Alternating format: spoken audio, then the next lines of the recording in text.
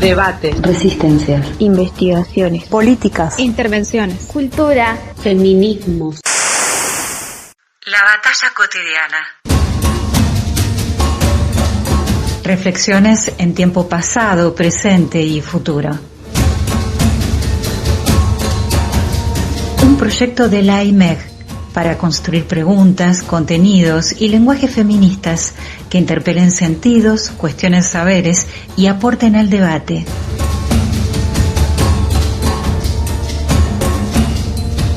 La batalla cotidiana.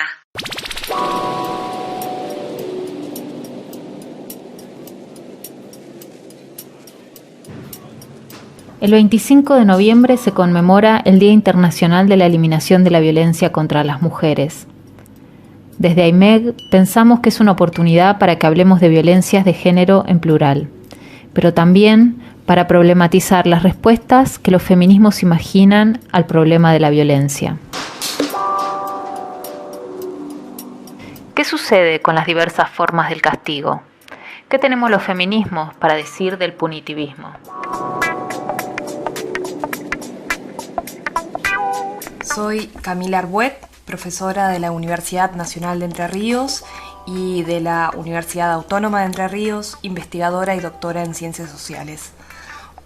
Hoy, 25 de noviembre, Día Internacional de la Eliminación de la Violencia contra la Mujer, es importante problematizar una vez más desde los feminismos antipunitivistas qué tipo de violencia estamos visibilizando y cuáles no, es decir, violencia hacia quiénes, de qué modo y bajo qué relatos, cuál es el rol de los movimientos sociales, de los feminismos y del Estado en dichos procesos de reconocimiento de ciertas violencias, y cómo performa este reconocimiento completamente diferencial nuestras nociones de justicia, de castigo y de reparación.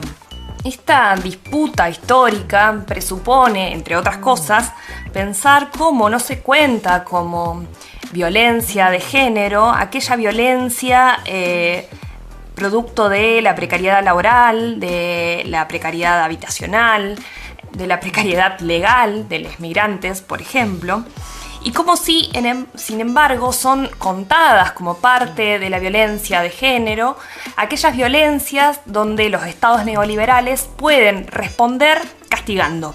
Estas respuestas mediante el castigo son siempre soluciones muy conocidas de reforzamientos del Código Penal, es decir, penas más duras, nuevas figuras punibles, condiciones más severas de encarcelamiento, de asusamiento de las formas de victimización y minorización, es decir, la habilitación, por ejemplo, de gestos tutelares, donde las víctimas nunca pueden dejar de ser víctimas, y una distinción espantosa entre buenas y malas víctimas. Y en este sentido también, como parte de estas respuestas tabuladas del Estado neoliberal, encontramos también una propensión a implantar y expandir el pánico moral y sexual, generando microclimas de vigilancia, estigmatización y expulsión en redes, espacios educativos, espacios de militancia, de activismo.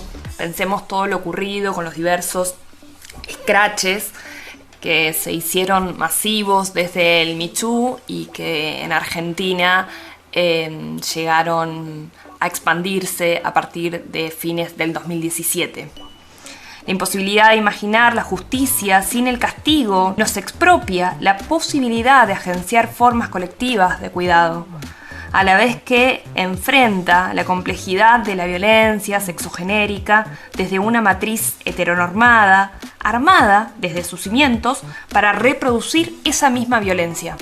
Por todos estos motivos es muy importante que podamos visualizar que el castigo, en sus muy diversas formas y apariciones, es parte del problema.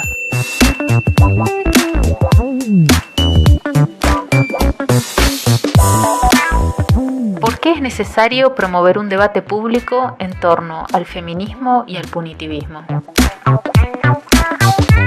Soy Guillermina Huarte, estudiante de Comunicación Social en la Universidad Nacional de Córdoba y escribo y formo parte del medio Enfant Terrible.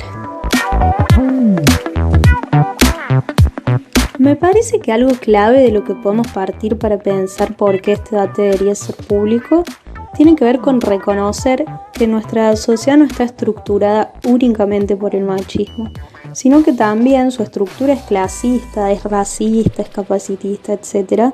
Y que eso nos atraviesa de manera muy desigual.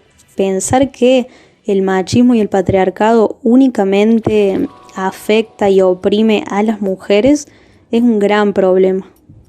Porque también pretendería entonces, pensar que los varones naturalmente son opresores o son violentos o son machistas, cosas que me parecen muy contradictorias porque es por lo mismo que el feminismo trabaja en desarmar, digamos.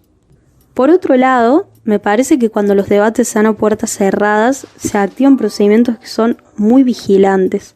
Pareciera que en nombre de un bien común se vuelven intocables nuestras acciones. Y al no abrir los debates se silencian las posiciones disidentes respecto a esas prácticas y diría que también se censuran.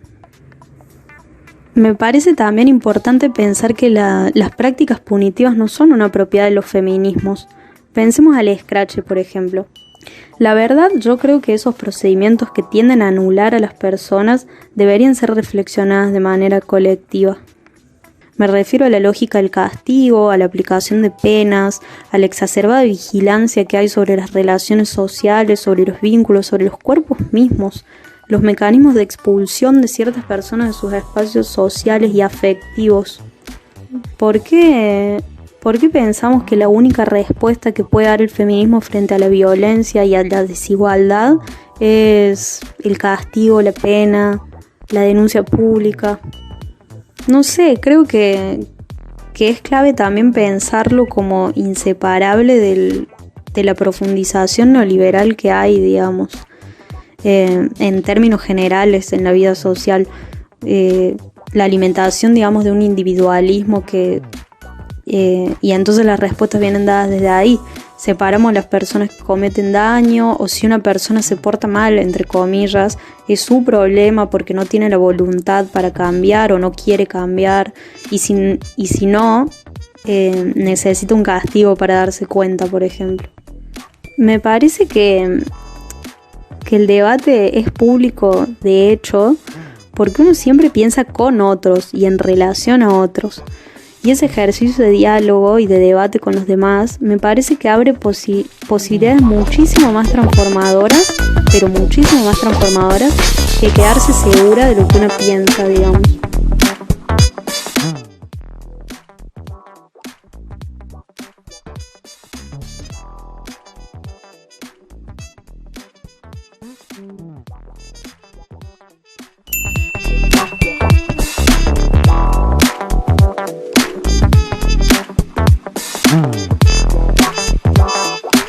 ¿Qué relaciones hay entre las posturas pro-sexo y el antipunitivismo? Soy Noegal, pertenezco al espacio Asentamiento Ferncé y el Deleite de los Cuerpos de la ciudad de Córdoba. Soy feminista pro-sexo y abogo por un feminismo interseccional. Y creo que una de esas interseccionalidades de los feminismos es la sexualidad, pero sobre todo creo yo que también el feminismo prosexo viene a desanudar esa relación implícita que se ha tejido entre violencia y sexualidad.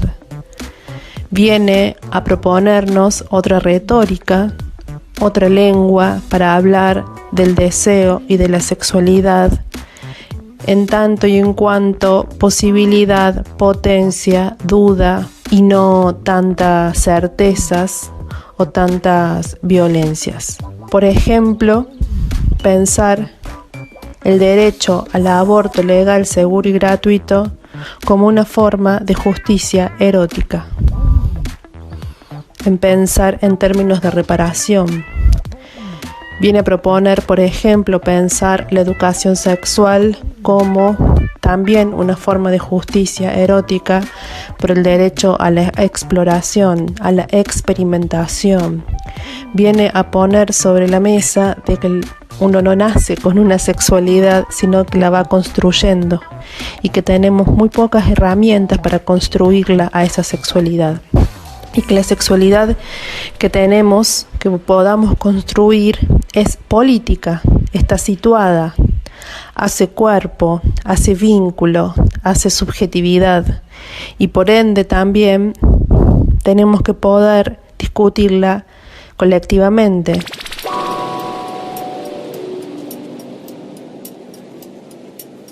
Sabemos que la sexualidad, no solamente en los feminismos, sino en la sociedad en general, siempre es tema de tabú, es un tema tabú, es un tema de vigilancia, es un tema de vigilancia moral y también es un tema que está criminalizado. Está sumamente reglado qué podemos hacer con nuestra sexualidad y qué no. ¿Cómo abordamos el conflicto? ¿Qué hacemos con la incomodidad?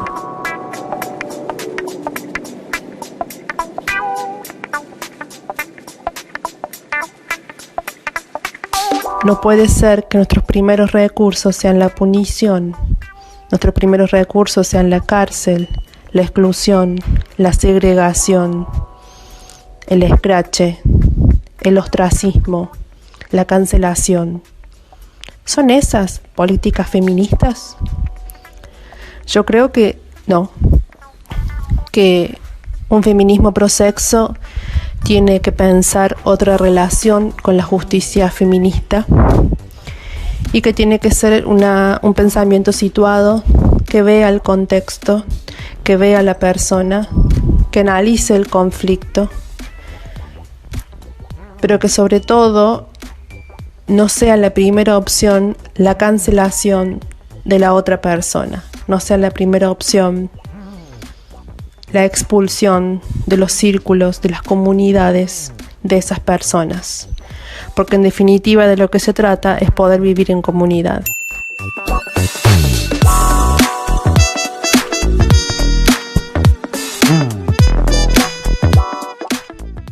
Escuchaste un episodio de La Batalla Cotidiana, el podcast que propone la AIMEG para problematizar el hoy desde una mirada feminista. Encontrá todos los episodios en YouTube y en Spotify. ¡Arriba el feminismo que va a vencer, que va a vencer!